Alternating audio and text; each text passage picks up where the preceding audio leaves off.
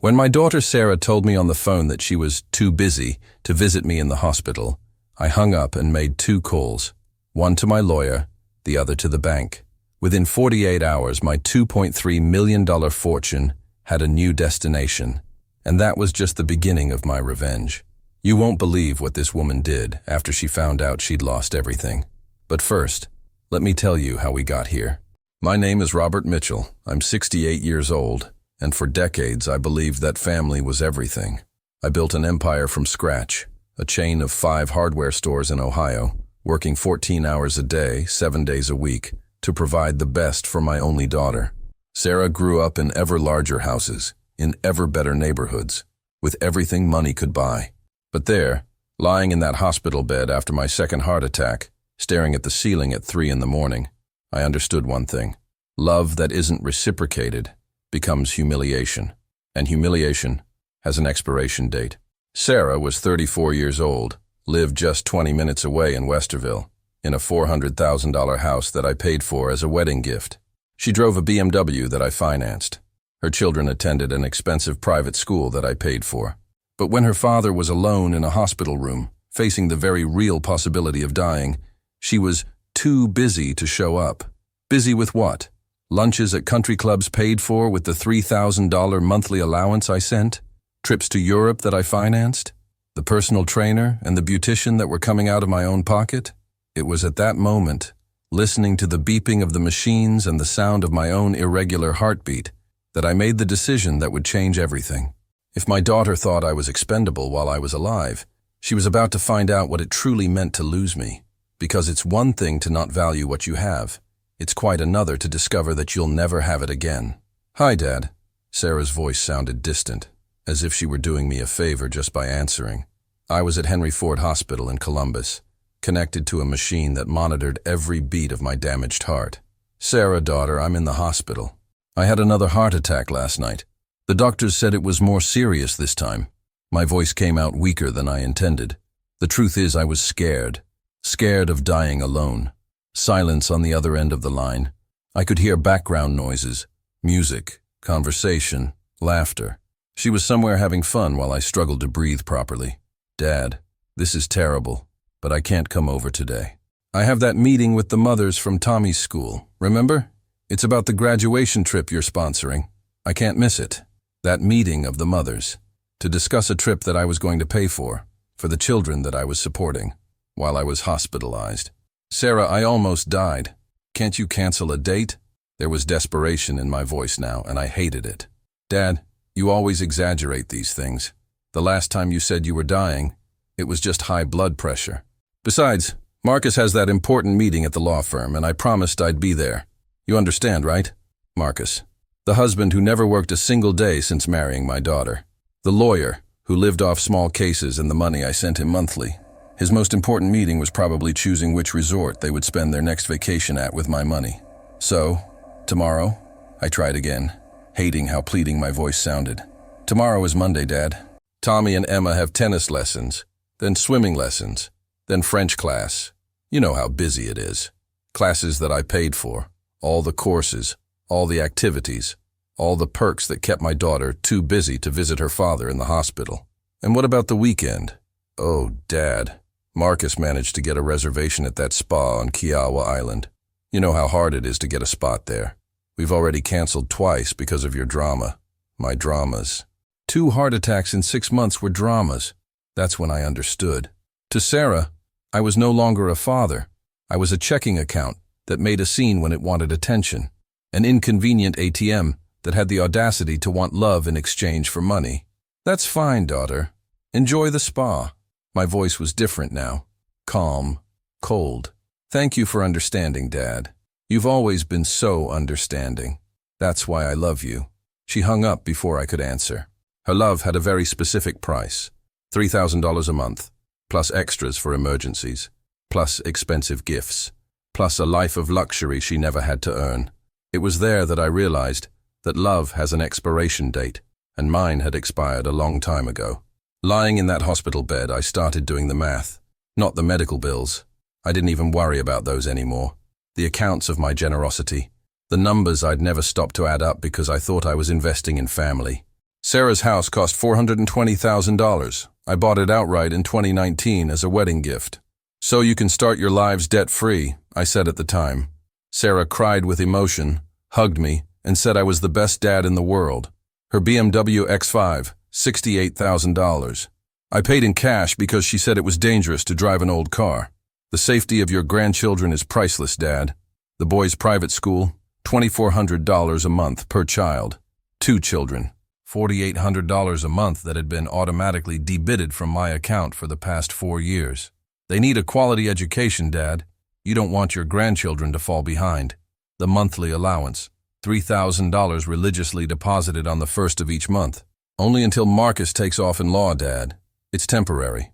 Temporary. 5 years ago. The trips. Europe last summer, $15,000. Disney every year, $8,000 per trip. The Caribbean cruise, $12,000. The kids deserve to see the world, Dad. Emergencies. Air conditioning broke down, $4,000. Kitchen renovation because the old one was outdated, $35,000. Marcus's car rolled over. He was driving drunk, but nobody mentioned that. $15,000 insurance deductible. I picked up my phone and opened the calculator. My fingers were trembling. I don't know if it was because of the medication or the anger that was starting to grow inside me. House, $420,000 car, $68,000 school, 4 years, $230,400 allowance, 5 years, $180,000 trips, $35,000 emergencies, $54,000. The total left me breathless. $987,400, almost $1 million in 5 years, and that doesn't include Christmas presents, birthdays, graduations, the loans that were only temporary and were never paid back. $1 million for a daughter who was too busy to visit me in the hospital. $1 million that had bought 5 years of fake, I love you, Dad, self-serving hugs, and calls only when he needed money. I closed my phone and looked out the hospital window. Outside, other families were arriving to visit their loved ones. Children running through the corridors to hug their sick parents. Grandchildren bringing drawings for their grandparents. True love, freely given, unconditional. And me? I bought a daughter for $1 million. And even then, she didn't show up when I needed her. That's when I understood. Money doesn't buy love. It only buys a very convincing imitation of it. And I was tired of financing theater. On Thursday, while still in the hospital, I received an unexpected call from Jennifer Walsh, my neighbor of 15 years. Jennifer has always been one of those people who know everything that happens in town, but never speak out of malice. This time, however, she seemed embarrassed.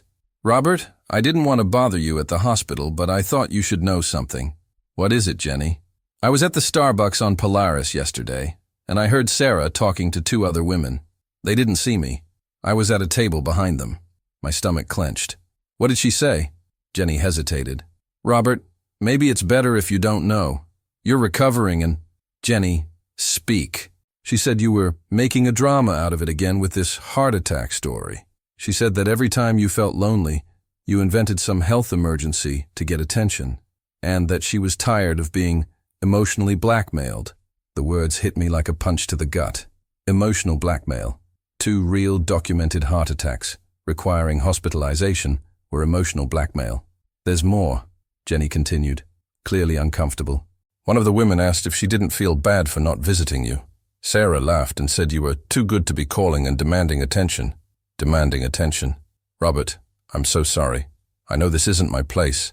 But she also said," Jenny's voice grew even lower, "she said that when you die, she'll finally be able to live her own life without having to pretend she cares." The heart monitor started beeping faster. A nurse rushed in, but I signaled that I was okay. Physically, at least. "Are you sure about this, Jenny?" "Yes, Robert, and there's something worse." She was showing me pictures of the new house they're building in Westerville, an $800,000 mansion. She said she's counting on the inheritance to finish paying for it. The inheritance. She was already spending my money before I even died. "Thank you, Jenny. Thank you for telling me." After I hung up, I stared at the ceiling for hours. Everything started to make sense now. The lack of visits, the coldness in the connections, the rush whenever I tried to talk. Sarah wasn't waiting for me to get better. She was waiting for me to die.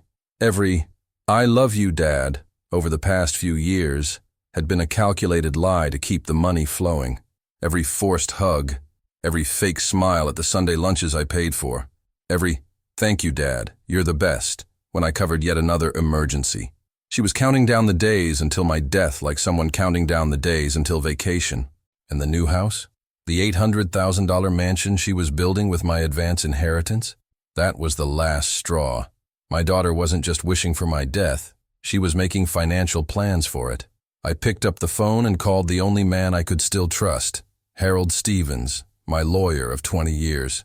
"Harold, I need you to come to the hospital right now and bring the will papers. We're going to make some changes." "Drastic changes?" Harold asked.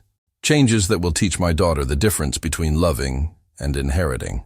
Harold arrived at the hospital on Friday morning, carrying a brown leather briefcase that I knew well.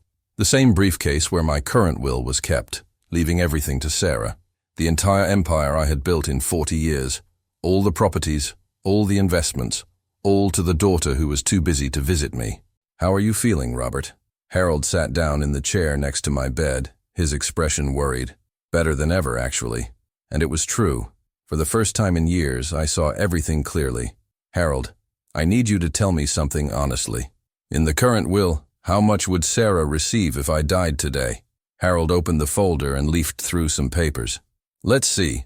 The company is worth approximately $1.8 million. The real estate, including her house and the 2 plots of land in Delaware, totals $650,000.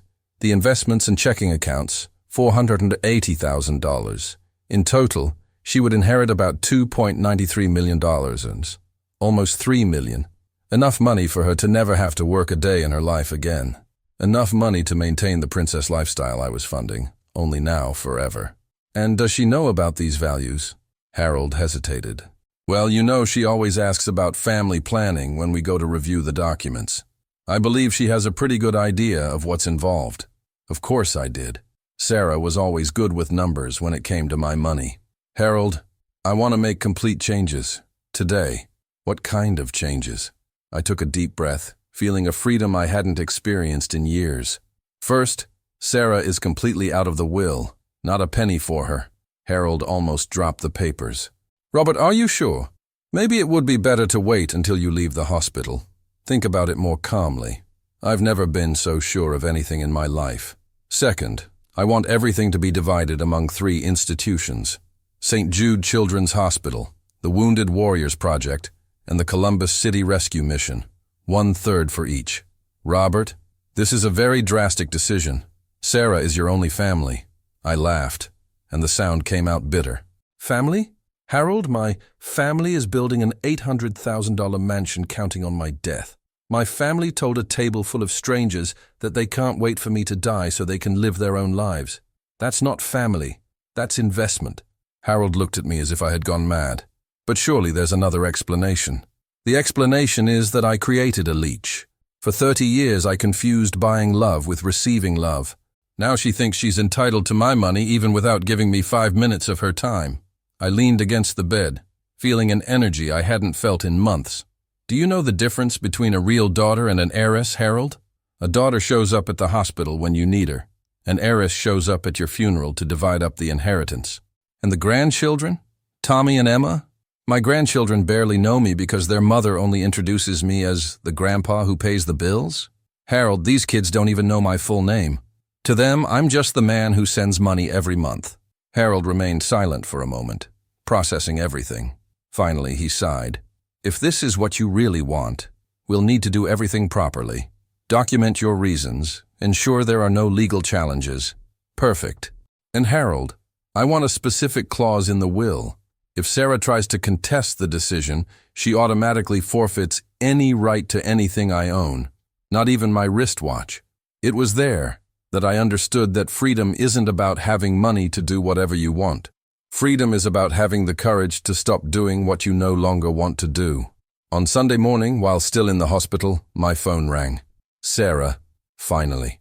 4 days after my heart attack, she was calling. My first impulse was not to answer, but curiosity got the better of me. "Hi, Dad. How are you?" The voice was different, too sweet, forced, like a salesperson trying to push a product that nobody wants.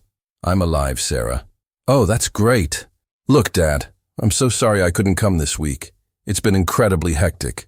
But I was thinking, how about we schedule lunch when you get out of there? At that Italian restaurant you like. That I pay, she meant. Why this sudden urge to see me? I asked. Oh, Dad, don't be like that. We always want to see you. It's just that life is so busy. Actually, speaking of which, a little situation came up here. And there it was. The real reason for the connection. What situation? Well, you know we're building the new house, right? The one I showed you the blueprints for last year. The $800,000 mansion. The house she was building using my inheritance. I remember. So the contractor is asking for another $50,000 to finish the plumbing. Something involving special piping that wasn't in the original budget. And since the deadline is tight, $50,000. She wanted $50,000 from a man who had been alone in the hospital for 4 days because she was busy. Sarah, you haven't come to visit me even once this week. Dad, I already explained this. It was an unusual week. But about the money. You're asking me for $50,000 over the phone. It's not about asking, Dad. It's about lending. You know we always pay you back. She always paid it back. In 5 years of loans, she never returned a single cent. But I always pretended to believe this lie because it was easier than admitting I was being used. What if I say no? Silence. Sarah clearly wasn't prepared for this possibility. Why would you say no, Dad? It's for a house. It's an investment. It's not like we're going to spend money on nonsense. Like that trip to Europe that cost $15,000? This was different. The children needed to learn about other cultures. And what about the BMW that cost $68,000? Dad, you're being unfair. You always said you wanted us to live well. That's true, I've always said that. And she was using my own words against me, as a weapon to continue bleeding me financially. Sarah, I need to ask you something. If I didn't have any money, would you still call me? What kind of question is that, Dad? Of course I do. I love you. Really? When was the last time you called me just to see how I was doing? Without needing money? Another silence. A longer one this time. Dad, you're talking nonsense. Of course I call to see how you are. Answer the question, Sarah. When? Dad, this is ridiculous. You know I love you. I always have. So you don't mind if I say I can no longer afford your lifestyle? Can't anymore? Dad, what are you talking about? You have plenty of money, and besides, one day all of this will be mine anyway. There it was. The raw, naked. One day all of this will... Yes, one day it will, but not in the way you think. I hung up the phone, and for the first time in days, smiled. Sarah had just confirmed exactly what... One day, all of this will be mine. As if my money were rightfully hers. As if I were just a temporary obstacle between her and her inheritance. I called the nurse and asked her to cancel all visits for the day. I wasn't expecting anyone anyway, but I wanted to make sure I wouldn't be interrupted. Then I grabbed my laptop and started working. First, I canceled the automatic transfer of $3,000 that was being taken from my account every first of the month to Sarah. 5 years of religiously sending that money. 5 years supporting an adult woman who never worked a day in her life because she was busy taking care of the children. Children who had a full-time nanny, whom I also paid. So I logged into the bank system and reviewed all the transfers from the last 6 months. Sarah was creative. She had to admit. Tommy's medical emergency, $2,400 in July. I called to verify. Tommy had never been to the doctor. Urgent car repair, $3,200 in August. Her car was perfectly fine when I saw her at the mall last week. I also canceled the automatic payment for the boys' private school, $4,800 a month for 2 kids who barely knew my last name, who called their personal trainer Uncle Mike, but called me Mr. Robert. My phone started ringing. Sarah, obviously. She'd probably received the notification from the bank about the cancellations. I let it ring until it went to voicemail. Then it rang again, and again. On the 4th ring, I answered. Dad, what did you do? Her voice was hysterical. The bank said you canceled all automatic transfers. I canceled it. But why? Have you gone mad? You have bills to pay. The school tuition is due tomorrow. Then pay. With what money, Dad? You know we depend on you. It depends on me. She doesn't love me. She doesn't care. It depends. Sarah, you told me that one day all my money would be yours. I've decided to speed up the process. Like this. I changed my will. You're not inheriting anything. Not a single cent. The silence on the other end was absolute. I could practically hear her brain processing the information, calculating losses, panicking. "You can't do that," she finally shouted. "Of course I can. It's my money." "Dad, you're not thinking straight. You're on medication. This is crazy." The crazy thing was spending almost $1 million on a daughter who is too busy to visit me in the hospital. "Dad, please, let's talk in person. Let me come over." "Now you want to come? After finding out you lost your inheritance?" "That's not it. I've always wanted to see you. It's just that, Sarah, if you show up here, I'm calling security. I don't want to see you until you learn to treat me like a father, not like an ATM." And I hung up. My phone didn't stop ringing for the rest of the day. Sarah, Marcus, even his in-laws tried to call me.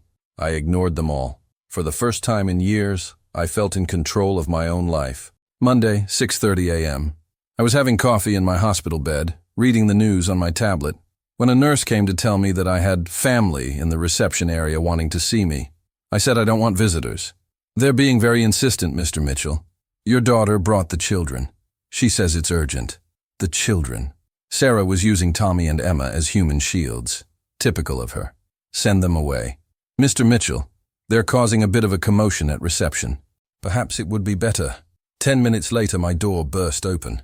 Sarah stormed in like a hurricane, followed by Marcus, dragging Tommy and Emma by the hand. Behind them was an older man whom I recognized as Richard Walsh, Marcus's father-in-law, a well-known retired lawyer in town. "Dad, you need to stop this madness right now," Sarah began even before closing the door. "Get out of my room. I'm not leaving until you get the will back to normal." The children were clearly frightened. 8-year-old Tommy hid behind Marcus. 6-year-old Emma began to cry softly. "Sarah, did you bring the children here for a confrontation?" "I brought your grandchildren so you'd remember you have family."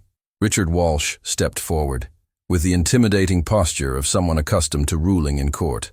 "Mr. Mitchell, I am Richard Walsh, the family's lawyer. I'm here to try to resolve this situation in a civilized manner." "There is no such thing. I changed my will. It's my right." "Mr. Mitchell," Richard continued, his tone condescending, "we understand that you've experienced medical trauma. Drastic changes to legal documents following traumatic events can be challenged in court, especially when there's evidence that the decisions were made under the influence of medication or emotional instability. It was a well-veiled legal threat. Are you threatening me? I'm offering an amicable solution. You revert the will to its original state, and we avoid a lengthy and public legal process that would question your mental capacity." Marcus finally spoke. "Dad, you can't do this to us. We have financial obligations. The new house, the children's school. We were counting on the inheritance." "They were counting on my death, you mean?" Sarah exploded. "Don't be dramatic. Nobody wants you to die. But you have to be realistic. You're 68 years old. You've had 2 heart attacks. You need to think about your family." "I thought about my family for 30 years. I paid for everything. I financed everything. I gave everything. And where were you when I almost died? Too busy to visit me." "Daddy," Emma said softly, still crying, "don't you love us anymore?" My heart nearly broke. These children were innocent. They were victims just as much as I was. But before I could answer, Sarah bent down and whispered in Emma's ear, "Tell Grandpa you want to study at the good school. Because without money, you'll have to leave." She was using a 6-year-old child to emotionally blackmail me. "Get out, everyone! Good! Get out, now!" I pressed the emergency button. Within seconds, 2 security guards appeared at the door. "Escort, please. These people are not welcome here." As they were being led outside, Sarah shouted, "This isn't over. We're going to sue you. We're going to prove you're crazy." The words echoed down the hallway even after they left. It was there that I understood I had declared war, and wars have consequences. On Wednesday morning, 3 days after Sarah's visit, I was doing cardiac physiotherapy when my phone exploded with messages. Dozens of them, from numbers I didn't even know had my contact information. The first message I opened was from my neighbor Jenny. "Robert, have you seen Facebook? You need to see this." My stomach dropped. I picked up my tablet and logged into my account. There it was, a public post from Sarah that already had 47 comments and 23 shares. The photo was of her crying, holding Tommy and Emma, with the caption, "Please pray for our family." I read the text with a mixture of disbelief and growing anger. Friends, I ask for your prayers during this difficult time. My father, Robert Mitchell, is in the hospital after a heart attack, and the medication is severely affecting his judgment. He has made drastic financial decisions that will leave my children without an education and our family homeless.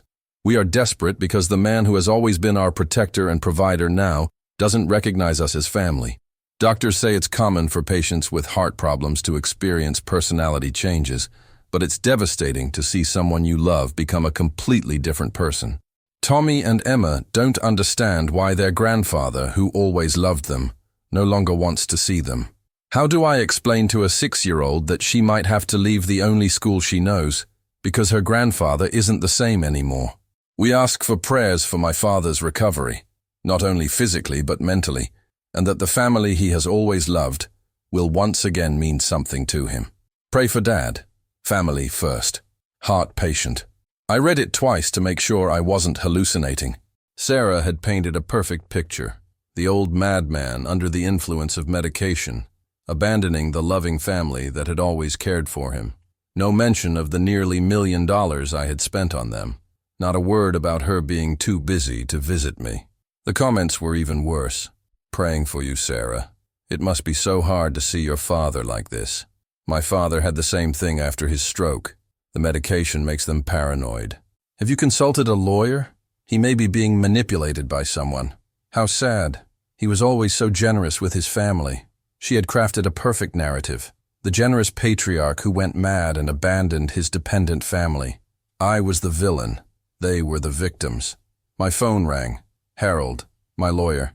Robert, you need to know that Sarah's family is consulting other lawyers to contest her will. They are claiming temporary mental incapacity. And can they succeed? It's complicated.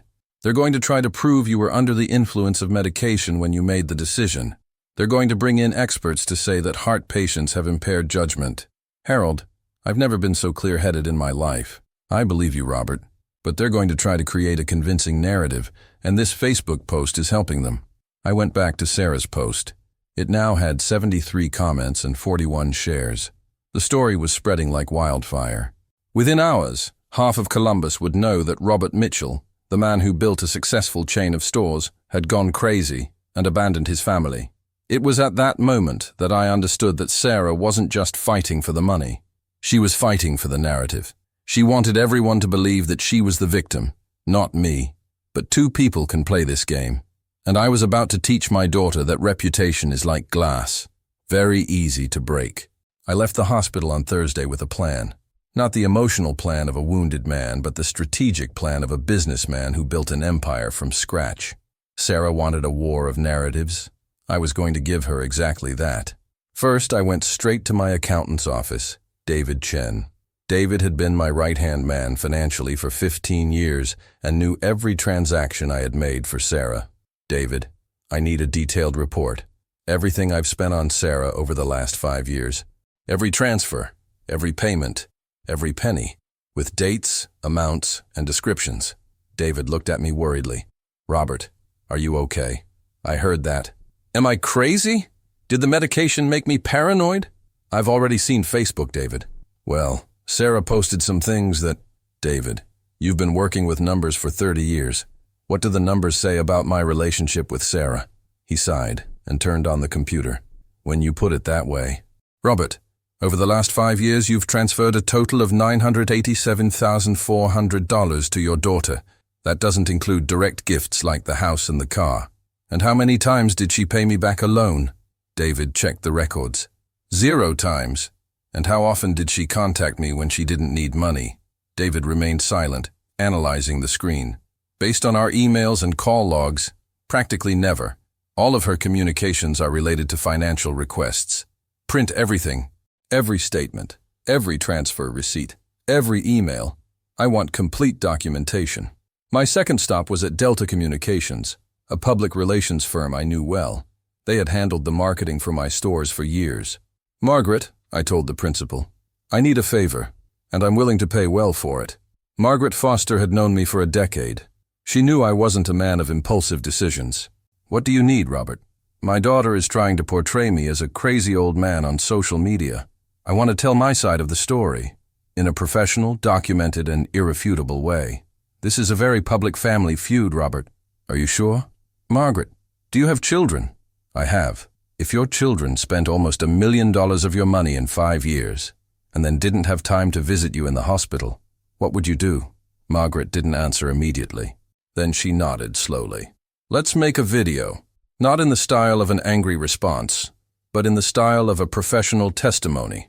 You in a neutral room, with organized documents, calmly telling your side of the story with facts. Then we'll distribute it to local news websites. Perfect. And Robert? We're going to need everything. Every receipt, every email, every piece of evidence. If we're going to do this, we're going to do it right. I spent the rest of the afternoon organizing 5 years of documented generosity. Bank transfers, emails from Sarah asking for money, photos from her social media showing off luxuries that I paid for, screenshots of conversations where she talked about the inheritance as if it were rightfully hers. That night, I recorded a 12-minute video, calm, rational, with documents in hand. My name is Robert Mitchell. My daughter is publicly saying that I'm crazy and abandoning the family. Let the numbers speak for themselves. I showed her every bank statement. I read every email from her asking for money. I explained that she was too busy to visit me in the hospital. This is not the story of a crazy father. This is the story of a father who finally woke up. Margaret distributed the video to 3 local news websites and created a professional post on my LinkedIn, targeting the Columbus business community. The title was simple, The Other Side of the Story, When Generosity Becomes Exploitation. In 6 hours, it had 300 views and 45 comments, all on the side of reason. Did Sarah want to play in the court of public opinion? I just showed her how it's really done. On Saturday morning, sitting at my dining table with 5 years' worth of evidence spread out like poker cards, I felt like a general preparing for the final battle. Margaret had called me early with updates. The video already had 200 views and was being shared in the city's business groups. But I knew I needed something more, something that would definitively destroy Sarah's narrative that I was a confused old man abandoning a loving family. Harold, I said on the phone to my lawyer, I want to do something legal, but impactful. Can I give a press conference? Technically, yes, but Robert, this could be risky. Sarah could use your own words against you in the process. What if I'm extremely careful? What if I have all the documents organized? A controlled environment?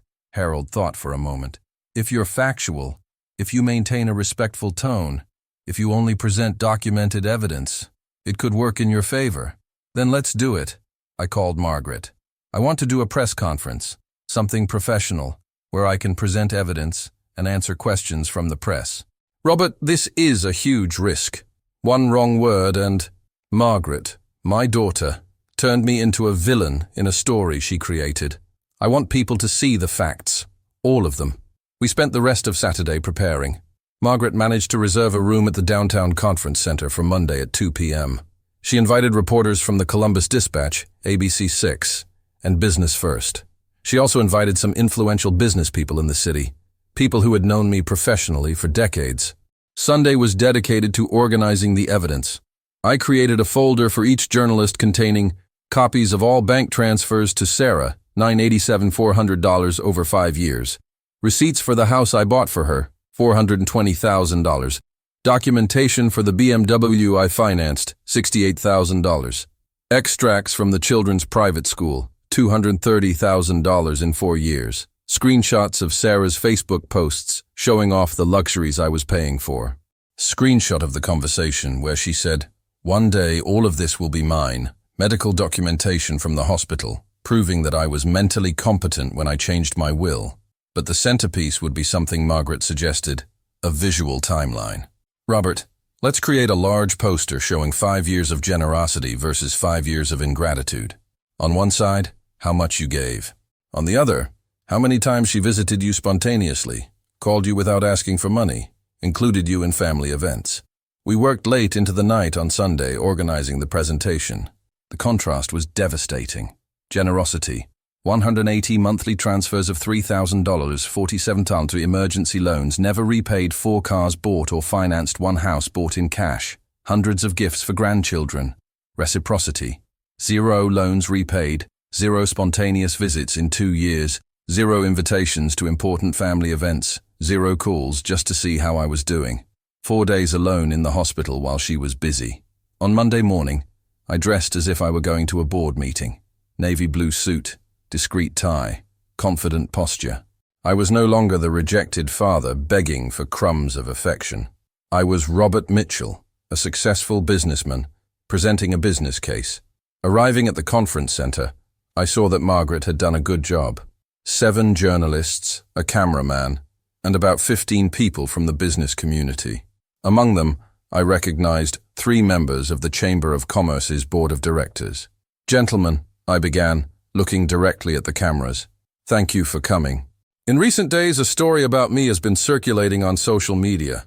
A story painting me as a mentally unstable father who abandoned his loving family. Today, I want to present the facts, and I started showing the numbers. For 5 years, I began, pointing to the timeline poster, I transferred $3,000 monthly to my daughter. This is documented here in the bank statements you have in your files. The only sounds in the room were pens scribbling on paper and cameras clicking. Furthermore, I bought her a $420,000 house as a wedding gift. Here's the deed. I financed a $68,000 BMW. Here's the contract. I paid for my grandchildren's private school for 4 years, $4,800 a month.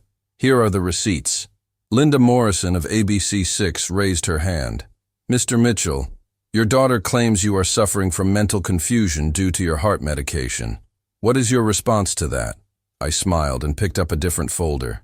"Here's the neurological report I had done last Friday, on my own initiative. Dr. Patricia Williams, neurologist at Mount Carmel Hospital. Result? Completely normal mental capacity for my age. And what about her claim that you've always been a loving father and are rejecting your family for no reason? Let the numbers speak for themselves. In 5 years, my daughter visited me spontaneously 0 times. She called me without asking for money 0 times. She included me in important family gatherings 0 times. I took out my phone and showed them the call log for the last 6 months. Every phone call she makes is about financial requests. Every text message is about money. When I was in the hospital for 4 days after a heart attack, she was too busy to visit me even once. James Hartford of the Columbus Dispatch chimed in. "Mr. Mitchell, some might say this is a private family dispute. Why make it public?" "Because my daughter made it public first." I showed her screenshots of her Facebook post. She told a version of the story that paints me as mentally unstable to gain sympathy and social pressure. But she omitted crucial information. What information? I picked up my phone again and played an audio recording. This is a recording of our last phone conversation, made with her knowledge in accordance with Ohio state law. Sarah's voice echoed through the room. "One day all of this will be mine, right?" The silence was absolute. My daughter wasn't concerned about my well-being. She was counting on my inheritance to finish the new house she's building. Linda Morrison asked, "What do you want people to take away from this?" There's a difference between being a father and being an ATM. For 5 years, I confused paying for love with receiving love.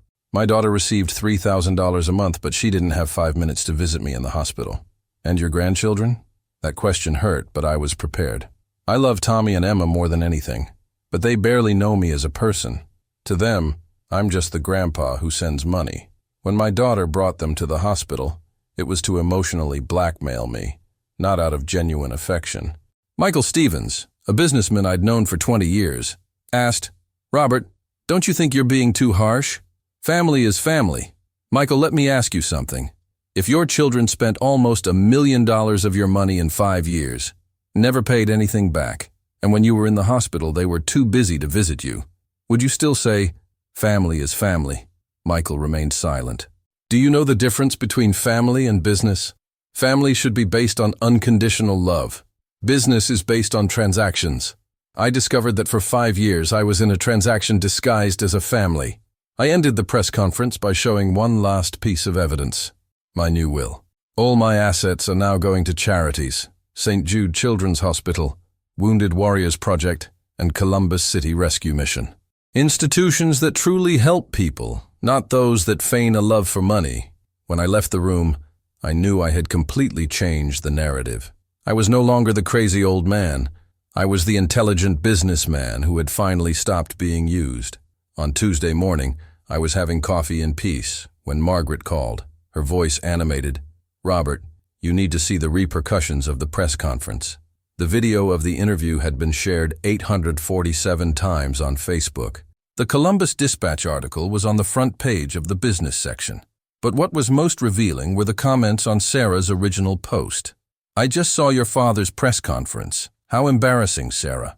$1 million in 5 years and you didn't visit him in the hospital? That's absurd.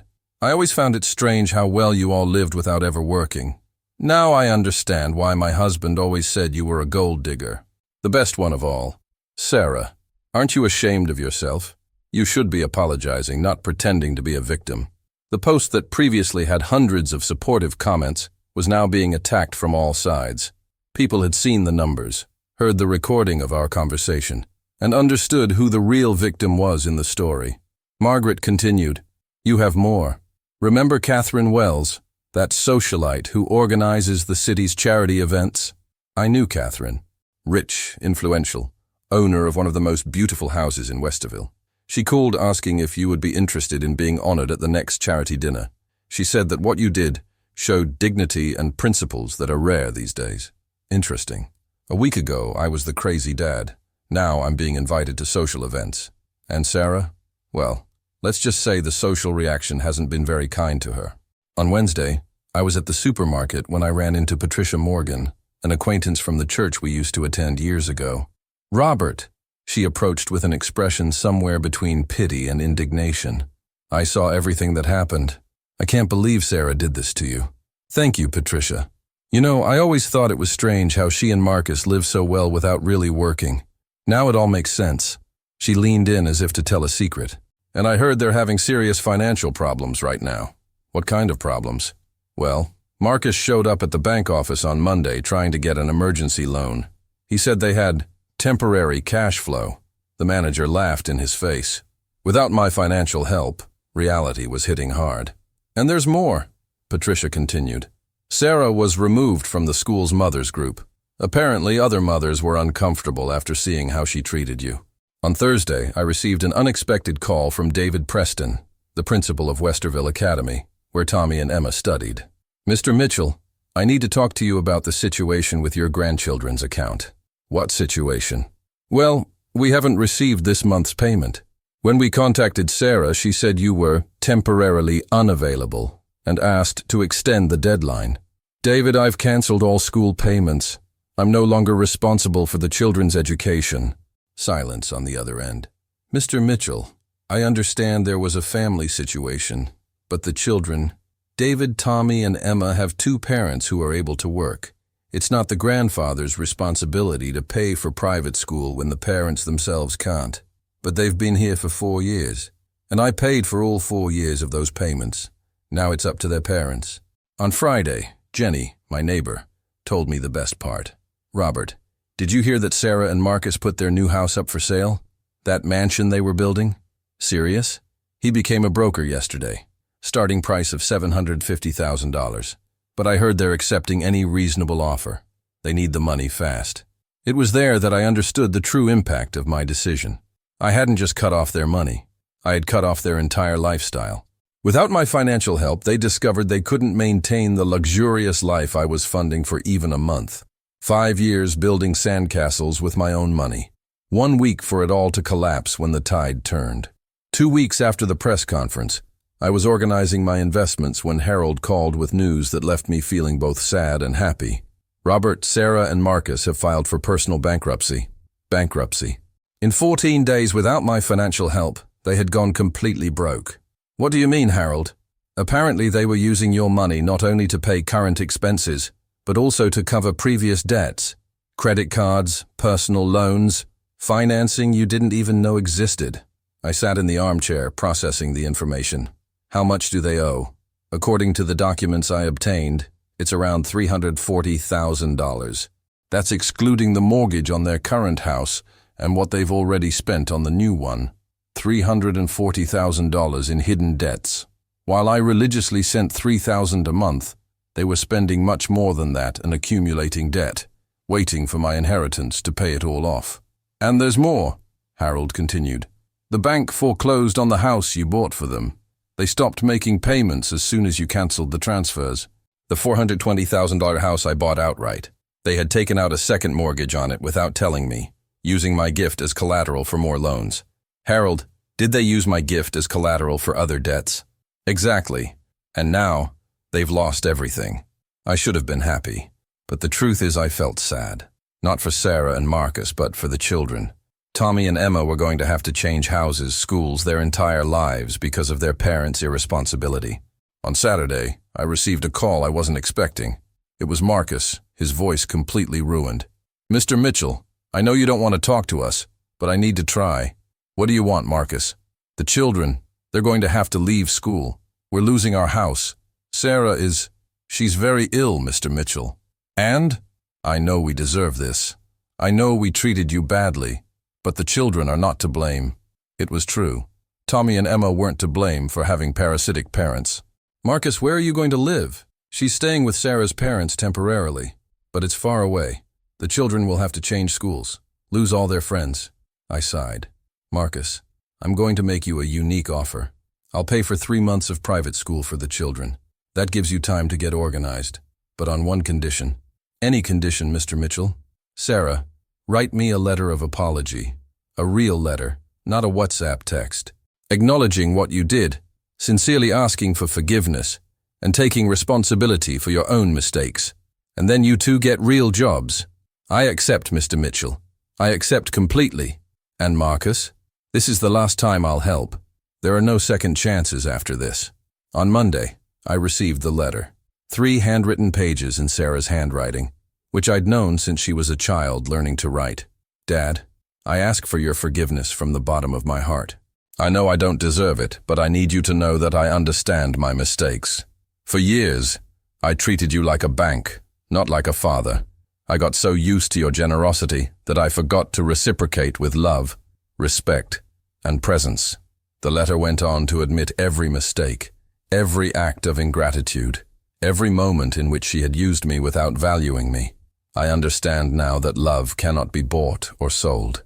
It must be shown. And I completely failed to show the love I should have felt for the man who gave me everything. It was the first time in 5 years that Sarah acknowledged our reality without trying to manipulate me. I paid for the children's 3 months of school, but the will remained unchanged. Because forgiveness is one thing, trust is something completely different. 6 months after it all began, I was in my garden planting tomatoes, a therapy I discovered after my heart attack, when I saw a car stop in front of the house. Sarah got out slowly, like someone who wasn't sure if she was welcome.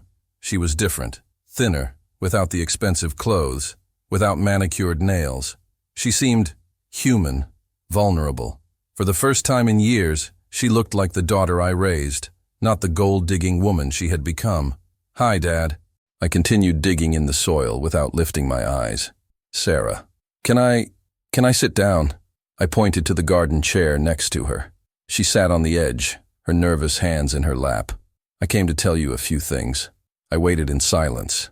"Marcus got a real job, at an insurance company. The salary isn't great, but it's honest." His voice was different, without the arrogance of before. "And I'm working at a daycare. It's only part-time, but, Dad, I haven't worked in 8 years.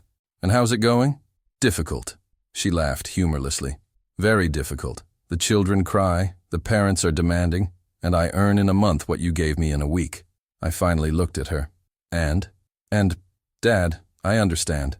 I understand what it's like to work for money, what it's like to worry about bills at the end of the month, what it's like to say no to the children because you simply can't afford it." Sarah wiped her eyes with the back of her hand. "The children are in a public school now. It's a good school. The teachers are dedicated, but Tommy asked me yesterday if we were poor now. And what did you answer? That we were never truly rich. That I confused being supported with being prosperous." She looked me in the eyes for the first time. "Dad, I'm so sorry. I'm sorry for everything. For the years I wasted. For the money I threw away. For treating it like an ATM. Sarah, let me finish, please." She took a deep breath. "When you were in the hospital, I truly believed I was very busy. But the truth is, I was terrified of seeing you sick. Terrified of facing the possibility of losing you. It was easier to pretend you were okay, that you would always be there to solve our problems. I didn't expect that. I was afraid, Dad. Afraid to see you fragile. Because if you were fragile, I would have to be strong. And I didn't know how to be strong because you were always my financial and emotional safety net. I stopped digging in the soil and sat down on the grass facing it. So you were avoiding me. I avoided you when you were sick. I avoided you when you were worried. I avoided any version of you that wasn't the strong father who solved all my problems. Sarah started crying for real now. But when you stopped solving my problems, I had to grow up. I had to learn to work, to save money, to be a real mother. And I discovered that, Dad, I discovered that I love you, truly, not your money, you. How did you find that out? Because in the last 6 months, even without your money, even living in a small rented house, even with all the difficulties, I missed you, not what you gave me. I missed who you are. She knelt down on the grass beside me. Dad, I'm not here to ask for money. I'm not here to try to convince you to change your will. I'm here to ask for a chance to truly get to know you, to be your real daughter, not your dependent. I looked into her eyes and saw something I hadn't seen in years. Sincerity. What if I told you the will won't change, that even with your forgiveness my money will go to charity? Then I'll say you're right, and that I want to have a relationship with my father based on love, not inheritance. For the first time in 6 months, I smiled at my daughter. Sarah, would you like to help me plant these tomatoes? 3 months after our conversation in the garden, Sarah came to visit me every Sunday, without asking for money, without mentioning financial problems, just talking, getting to know the father she had ignored for years. On one of those visits, she brought up a question that I knew would come up eventually. Dad, can I ask you something? We were in the kitchen. I was preparing my special coffee, and she was helping with cakes she had learned to make in a church cooking class. Of course. Do you still love me? The question caught me off guard, but the answer came naturally. Sarah, I've always loved you. What changed wasn't my love. It was my limit. Like this? I sat down at the table, organizing my thoughts. Daughter, for 30 years I confused love with permissiveness. I thought that loving you meant giving you everything you asked for, solving all your problems, protecting you from all consequences. And wasn't it? No, that wasn't love. It was fear. Fear that you wouldn't love me if I said no. Fear that you would abandon me if I wasn't financially useful. Sarah stopped stirring the dough and looked at me. So you gave me money out of fear. I gave money out of misguided love, but you received it because you felt entitled to it. And that combination, my fear of losing you and your sense of entitlement to my sacrifice, created a toxic relationship. I got up and went to the window. Sarah, when I told you I changed the will, you were desperate, but not because you were going to lose your father, because you were going to lose your inheritance. Dad, that hurt a lot. Did it hurt, or did it scare you? She remained silent, lost in thought. Both things, he finally admitted. And that's when I understood the difference between loving someone and being used by someone.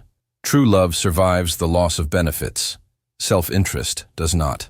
I went back to the table and held her hands. Daughter, forgiving you was easy. I forgave you the same day I changed my will, but forgiveness doesn't mean going back to how things were before. Why not? Because forgiveness is about the past. Trust is about the future. I can forgive you for using me, but that doesn't mean I'll put myself in a position to be used again. Sarah nodded slowly, tears in her eyes. And that's why the will isn't going to change? The will won't change because money shouldn't be the foundation of any relationship. Not between father and son, not between husband and wife, not between friends. When money becomes the basis of a relationship, the relationship dies. But Dad, if you love me, why don't you want to leave me anything? Sarah, let me ask you a question. If you knew you were never going to inherit anything, would you still come to visit me? Yes, she replied without hesitation.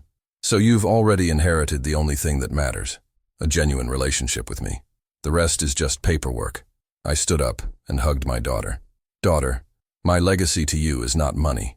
It's the lesson that true love is priceless. That true family isn't based on transactions, and that dignity is worth more than any bank account. What if one day I need help?